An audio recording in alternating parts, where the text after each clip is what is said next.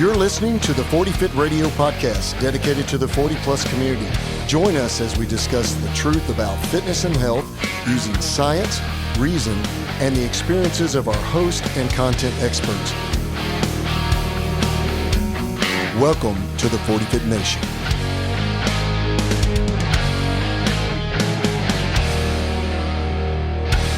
Hey, welcome back to 40 Fit Radio, and welcome back to the 40 Fit Nation. We are live in Keller. I always say that, but does it really matter that we're live in Keller? Because we're not actually live. Well, I think we established a while back that we're hot and live. Yeah, exactly. The mics are hot, and we are live. Coach Trent's in the house with me. What's up, Coach? Not too much, man. How you doing? I'm not calling you Trent anymore. I know people used to call you, Producer Trent. Producer Trent when you were with Barbell Logic and Right. and other things. But I have to now call you Coach Trent. Yeah, that's right. You are a legitimate starting strength certified coach. Well, thank you. Yeah. Coach I've Trent. got the certificate and everything. Coach Trent. So, I just like saying that. Coach Trent. That's a good, it has a ring to it, doesn't it? Coach Trent. Just has a Hi, I'm Coach Trent. There we go. No, that sounded like late night smooth jazz. Hey, welcome back to Smooth Jazz with Coach Trent. Keller, Texas. This is Coach Trent. No. All right, so welcome back. And today we're going to talk about warm-up. We're going to talk about warm-up because I'm older, and I noticed when it's getting colder now, it's in the 20s. Wind chill was in the 20s in Texas this morning. It's in the 30s. And I know on those Northeast states and those mountain states, it's crazy cold right now. And so warm-up is important. Why we warm up, how we warm up, and what are some of the steps that we take to warm up. Now, let me first tell you this. Warm-up is not about becoming necessarily more flexible.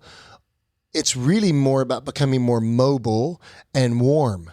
The whole idea behind warm-up is to dynamically warm up your joints, the joint surfaces through lubrication, because lubrication is everything.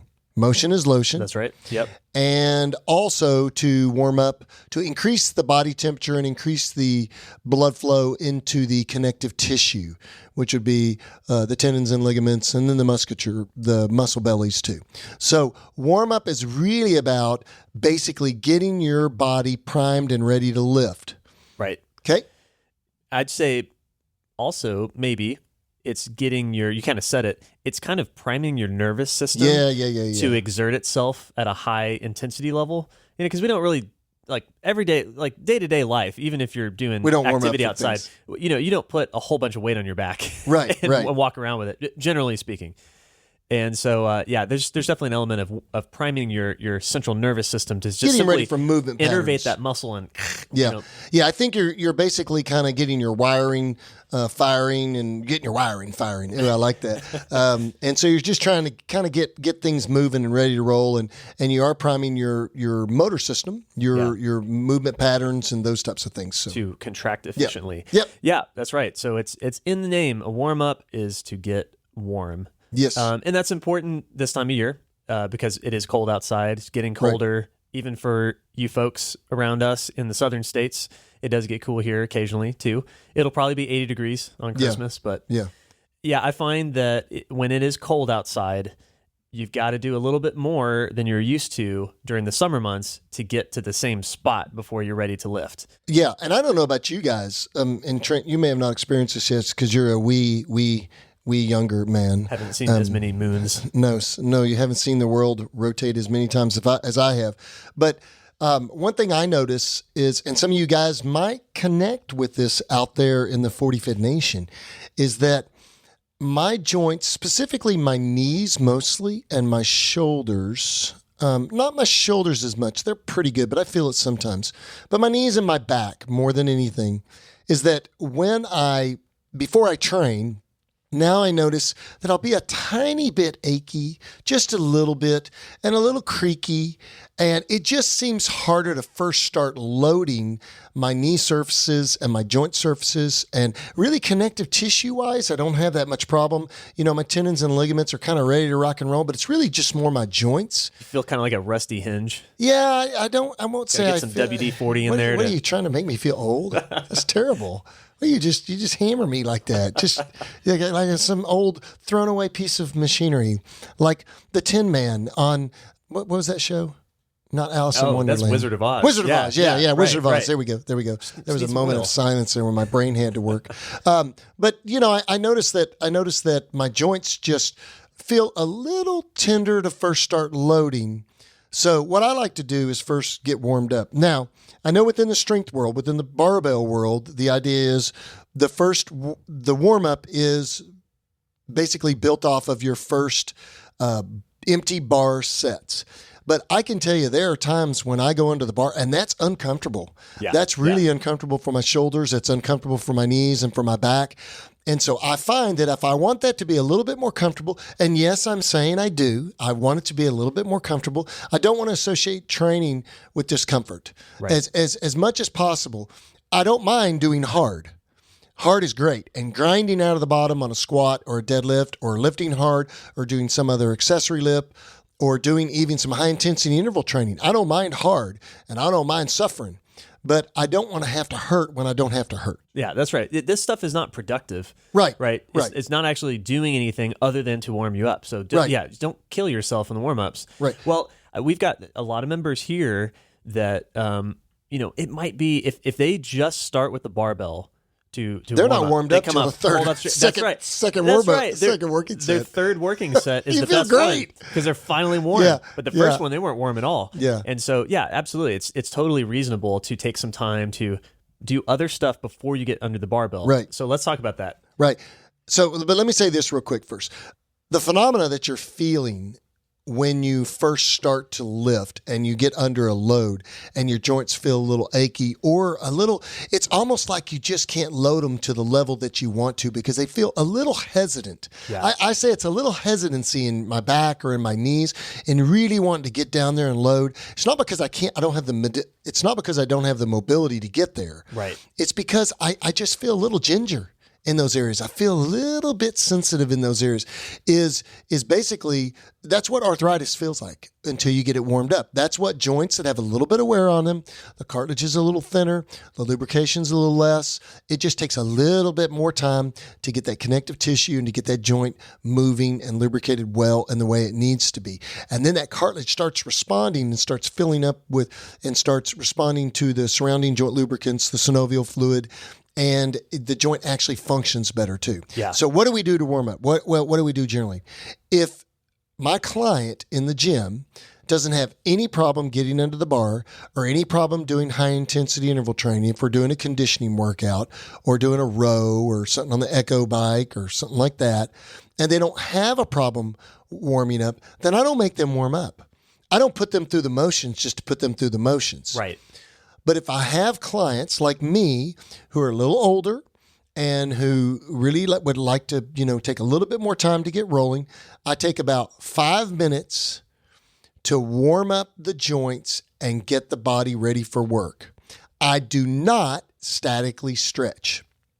Nope. Note to self, static stretching reduces performance before training. But Arnold Schwarzenegger said you should stretch.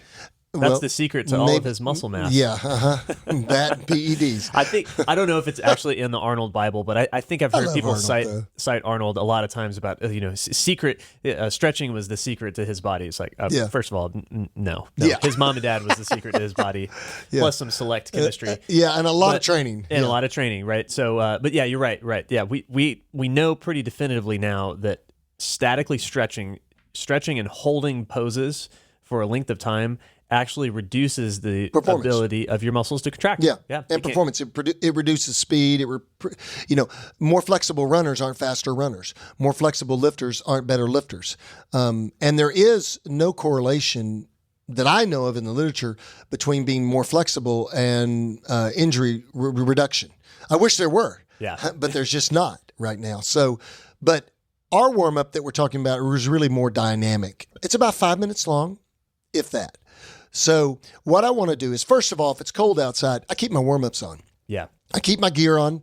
Sometimes I will even put my knee sleeves on while I'm warming up my knees, but I don't do my first light sets under the squat or if I'm doing the deadlift or something else with my knee sleeves on. I usually put my knee sleeves on later in my heavier sets, in my working sets. I agree. But sometimes if my knees are a little achy that day or giving me a little problem, then I'll put my knee sleeves on to warm up, basically because I just want to hold some heat in and I want to get them sweating. And I want to get blood to surge to that connective tissue in those joints. Absolutely. And that's the primary reason you wear knee sleeves is because that neoprene does a great job of trapping your body heat and warming up the joint. But the reason why we don't want to wear those in the first warm-up sets when we're actually under the barbell is because, when worn snugly, they do provide a little bit of a cushioning effect. Right. And they can kind of interfere with your movement. Like you might be getting a little bit of extra help out of the bottom on those early sets from the sleeve. And we want to make sure that you're actually moving correctly and allowing your knees to bend all the way as you get down to the bottom of a squat. Yeah, and it's a mental thing for me. I put my gear on when it's needed. Yeah. Yeah. If I usually squat up to 275-ish on my warm-up sets, squats, and sometimes up to 315 without my knee sleeves on. And it's a mental thing for me, too, to know that I can still squat that without some type of assistive device. Yeah, you don't need them. Yeah, you're not relying on them. That's right. Yeah, sure. I like to have them when I go heavy, though. Yeah. Because they do help to improve my sense of stability. And it could be 100% mentally, but that's fine with me. It works. Yeah, sure. So what I like to do is before I do a particular movement for that day. So let's say I'm going to go squat. This is an example. Then I'll get on our Echo bike. It's an Airdyne, a Rogue arm and leg bike. And I'll get on it for 2 minutes. And I'll just do a quick little sprint. Yeah. I could just do a quick little sprint using my knees mostly and my shoulders sometimes too. It matters, if I'm just going to go squat, I'll do both. And then I basically am going to use that 2-minute sprint to basically just get some blood flow in the joints, get the cartilage loaded, okay? Then I get off the bike. I go over, I might get a piece of PVC or a wooden dowel and just do some shoulder pass-throughs just to get my shoulders moving a little bit and get them a little lubricated and get them loosened up a little bit. Yeah, so bring that bar, that dowel, you need a broom handle if that's all you got. Yeah, exactly. Works great. It works perfect. And then just spread your hands out wide, move them back behind your head if you can, then forward. But the key here is we're not trying to lean into it, the stretch. Right, we're just trying to keep it continuously moving. And I'm just lubricating those joints, moving them. Then the next thing I might do is I might do some air squats, hold the bottom of the air squat in the squat pose, what we call the squat pose, where my hip crease is below the top of my kneecap. Yep. Get down in the bottom, put my hands together like in that prayer stretch position and drive those knees out. And I'm just basically trying to establish the bottom position of the squat. And I might do 10 of those with a little hold at the bottom. Yeah. Okay. And then after that, I go get under the bar, and I basically just get under the bar and just let the bar sit there and stretch on my shoulders a little bit. Yeah, just let it sit there. And that's one area where we're gonna just contradict what we just said. That is one area where a static stretch does seem to help, is getting underneath the barbell and getting those shoulders to open up. I think a lot of it is just getting used to the discomfort of pulling your shoulder blades back. Definitely. And we're talking about a muscle group that's really acting mostly isometrically to stabilize the bar in your back, right? It's not going to be moving like the hamstring or the quad or the glutes in the squat. These muscles aren't stretching a lot. And so it works pretty well to just get used to that position and work out the discomfort before you start throwing weight on the bar so that you can put that bar in the right position and not have it moving around because your shoulders are so stiff. Yeah, I agree. Correct. I like that. Now, what would somebody do if they don't have an air bike? I agree. I love the air bike. I love the rower. But what if they don't have any conditioning equipment? Oh, they could just do a fast-paced walk. Okay. They could do a light jog as long as their knees tolerate. They could do a light jog. I find a fast-paced walk is just as good as a light jog. Yep. They could do some air squats again. Just do some air squats. They could do some leg swings and some leg kicks. Some high knee marching. They could do some high. They could do 1 minute sprint of high knee marching where they're just raising their legs up and their knees up. High knee marching. I like to hold my fist out at basically a 90-degree angle and reach my knee up to my fist to make sure I'm actually getting the full stretch through my hip flexors. Yeah, exactly. So you get a nice elevated knee and hip position. So the goal is just getting those joints moving. Get those joints moving. So you could use a rower too to do this if you want to use a rower, because that's almost like a power clean position, just sitting down. Yeah. So you could use a rower, driving with your legs, and do a couple minutes on the rower. You could do, but the goal here is not to get tired. And the goal here is not to get all hot and sweaty and tired and not be ready to do your sets. Yeah. But the goal is so that when you get under the bar for the first time, you feel more comfortable. Yep, absolutely. You feel more comfortable and you associate it with doing something good. And so you get into that bar and you're able to move a little bit better. I always say that when pain enters the equation with the big lifts, definitely the compound movements, and also during high intensity interval movements too, like kettlebell swings and other things. But when pain enters the equation for human movement changes. Yeah, and it's going to not suffer. in a good way usually. That's right. Yeah, it's usually going to suffer. And so the goal is to provide a good quality movement here where you're not suffering as bad to do your first couple sets. Yeah, absolutely. No, I think that's great. I would add in, once you get to the barbell and you're doing your first warm-up sets, I find it's pretty helpful to me to do more of the first couple warm-up sets. So for me, I don't mind squatting the empty bar, 3-4 sets of 5 if I need it. If it's a really cold day outside and I'm just feeling really stiff, I'll do those. And they're one after another, right? If we're doing that shoulder stretch, here's how I do it. Shoulder stretch, hold that for, 5-10 seconds, set of 5 empty bar, rack it. Shoulder stretch, 5 to 10 seconds, set of 5 empty bar. So it doesn't have to take a long time. I'm not taking any rest here in between those. It adds another minute to your workout, maybe. And I find that's pretty good. If you're one of those people who really needs a little bit of weight on the bar to help you get down into the bottom position, a lot of people are like that. They actually need a certain threshold of weight to hit depth, let's say. That's fine. So do that first weighted warm-up. If you're a guy, maybe it's 135. If you're a girl, maybe it's 95 pounds, whatever it is. Do that first weighted warm up and do an extra set of 5. Do 2 extra sets of 5. It's not going to be enough at this point to tire you out, but it could really help you make sure that you're moving well when you get to the heavier work sets. Yeah, if not being mobile enough and having enough comfort to train is impairing your ability to do your first work set with a good movement pattern, then you need to warm up more. Yeah. That's the whole idea here, guys, is that we're trying to get you to be more comfortable. Not that you won't be doing hard. Don't hear that as a pansy. That's not an excuse for not wanting to work hard or suffer. It is, you shouldn't have to hurt when you don't need to hurt. That's right. And be uncomfortable when you don't need to be uncomfortable. That's just, that's a whole nother episode probably, but I hate that term, no pain, no gain. Yeah. It's not a good term. So many people have internalized that, and it's like, no. You're not supposed to feel like crap when you're doing this stuff. Right. You should feel good when you train. Yeah. It should be most of the time. It's going to be hard, but you should feel good. That's right. It should be a good thing. And, occasionally, we all have tweaks, but this should not be the normal thing. Right. So our number one goal with warm-up here is, number one, to increase the joint lubrication and increase the connective tissue, being tendons, ligaments, and muscular contractile tissue, increase the blood flow to it, and increase its ability to be ready to be used. Okay? You'll be more comfortable. The joints will lubricate better. They're already loaded some, and that just makes the movement better. Number two, the second reason why we do this is what Trent said, is it neurologically kind of gets us ready for work. It wires us. The more you approach your body with loads, the easier loading becomes. And so it primes your neurological system, your motor planning system, to be able to move better so that you can do the work, so that you can get the sets done, whether it be intensity training, a single endurance event, whatever it is. It just allows you to be able to do more work. The reason why you don't have to warm up as much, let's say doing an endurance event like running, is that you can start off running at a slower pace. That is your warm-up. Right. You start off running at a slower pace.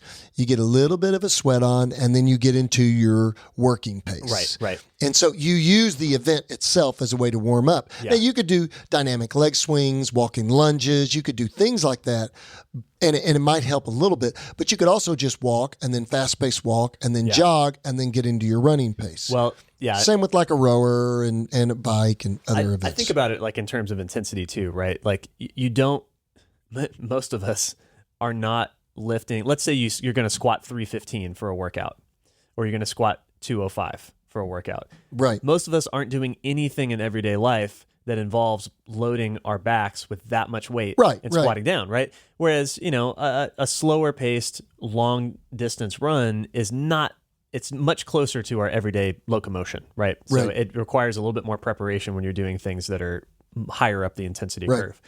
I wanted to add in one other thing here that I think is important, especially during the winter months, and that's hydration. Sure. I think that it's easy. I've noticed this every time the weather changes, starts getting cold. It's easy for me to stop drinking water because my thirst hasn't end up drinking more coffee. I drink more coffee, and here I am pounding coffee right now. Mine's decaf though. Oh, there you go. But yeah, so when the weather gets cool, I end up my thirst response is just not there. And so I have to kind of make myself drink more water. And what do you know? That helps me feel better when I'm warming up. I don't feel as stiff. I don't cramp up as much during the day. Yeah, no, that's a good point. So our third reason for the warm-up would be that it makes us more comfortable. Plain and simple. Makes us more comfortable. Makes us enjoy the working sets better. And as a coach, I want you to enjoy lifting. I want you to be having fun while you're there. Yeah, it's going to be hard, and it gets harder throughout the training process, but I want you to enjoy it. And if you're suffering more than you have to, because you're going to suffer enough, I promise you. Yeah. If you're suffering more than you have to, it's just unneeded suffering. That's right. And there's a negative human response to that kind of pain and discomfort, and eventually it's something you're not going to want to do. So I want you to stay in the game for a long, long time. And I think warming up well before, especially during the compound lifts, the big lifts, loading, that it makes sense. I also think it makes sense for some accessory lifts too, but I don't think it makes sense as much for endurance type training, endurance workouts, unless it's specifically related to your performance. In other words, if you have a calf that likes to really be crazy, crazy tight, then you might do some dynamic stretching of the calf before running because it just makes you feel better. Sure. But the ultimate goal of the warm-up is to, number one, increase lubrication, increase connective tissue extensibility and mobility. Number two, prime your nervous system to get it ready to work. And then number three, allow you to enjoy training better. That's the goal. Yep. So I think there's a lot of things to be said here that your warm up for the shoulders would be exactly the same. You just choose different exercises. You choose different warm up activities, but you could still use an arm bike. You could use a rower. You could use the PVC pass-throughs. You could also do some loading of the shoulders by doing a plank or two. You could do a couple push-ups or a handful of push-ups just to load the shoulders with weight bearing. Yeah. You could do things like that to get the shoulders ready to take loads. It's going to be the same thing for bench press, the same thing for the press, the same thing for deadlifts. You're going to warm up your body relatively the same. The goal is just getting overall increase in body temperature. And like we said, following those three principles. Yeah. One thing you taught me a while back is that if you've got cranky elbows or maybe just cranky tricep tendons, that's an area that can be really hard to warm up because there's just not very much blood flow at all down there. Or maybe even biceps tendonitis that just tends to, that's not real acute, but it's just kind of flares up now and then. Kind of chronic. Is take one of those light lifting bands. We're not going for load here. Just take one of the lightest ones you've got. The red one, I think, is the lightest one that Rogue makes. Throw it over your rack or doorway or something, and just sit there and you can do some tricep pull downs, right? Real light, do a bunch of reps. Extensions, Yeah, tricep extensions, and do that on both arms before you press, before you bench press. Light load, getting blood flow in it. That's right, and that's all we're doing is you're just forcing more blood flow through there, and sometimes that can be helpful. You should be pretty warm if you've squatted before then. Right. But sometimes you still need a little bit more, especially if you've got some junk going on in those. Well, you elbows. may be doing a 4-day split too, or you got an upper body day. Yeah, and so you haven't done anything yet. That's right. So I really like those, and again, do them real fast, knock out. I usually do sets of 10. I'll do like 3 sets of 10 for each elbow, and then just get the blood flowing in them under decreased load, and it makes those first sets a lot easier. So if you follow those first 3 principles, then it gives you a better foundational understanding in why we do the things that we do, why we're doing the warm-up. We're not just doing the warm-up because someone tells us to. And we're also not doing something that's not effective. If it's not effective, we're not going to waste our time doing it. And that's what we try to teach you here. Yeah. So, well, hey, guys, thanks for joining 40 Fit Radio, and thanks for joining the 40 Fit Nation. It's almost the end of 2020, and 2020, what can we say about it? It's been an interesting year, but it's going to be a great 2020-21. That's right. That's right. And so our goal is to help you live a healthier lifestyle into the new year and enjoy your holidays and continue to bring you good content. We got a lot of stuff on the horizon, so we hope we can roll that out within the first quarter of next year. And you'll get lots more resources where we have provided things before. So we loved having you on 40 Fit Radio today and being a part of the 40 Fit Nation. You can check us out if you need to email us at info@40fit.com. You can go to Instagram at 40 Fit Radio. Facebook is the 40 Fit Nation Facebook group. And then you can check Trent out at Marmalade Cream on Instagram and me at Dr. Deaton. We love having you guys. You have a great rest of your week. Thanks, guys. See you next week.